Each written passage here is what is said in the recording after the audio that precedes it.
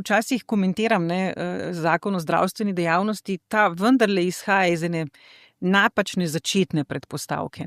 Dejstvo je, da je trg dela v zdravstvu specifičen in na tem trgu dela je enostavno presežno povpraševanje, manjko ponudbe. In kadar imaš takšno situacijo, seveda moraš to vzeti kot dejstvo. Mi lahko zdaj sicer sanjamo, koliko bomo delovne sile uvozili, mislim, da seveda bomo lahko do neke mere uspešni.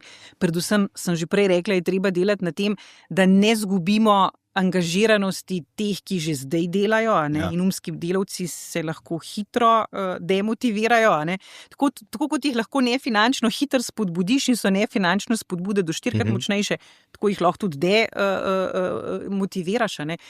Tako da te stvari je zagotovo treba upoštevati, ampak zdaj, če se vrneva k tem dvoživkam, mene tudi to moti, da seveda govorimo precej na pamet. In zagotovo so določeni zdravstveni delavci, ki, tako kot vsi v javnem sektorju dejansko imaš nekatere, ki živijo, bom spet malo po domače rekla, po principu ne morate me tako malo plačati, kot jaz lahko malo delam, ampak vendarle jaz mislim, da so v večini takšni, ki seveda pa svoje delo delajo zavzeto.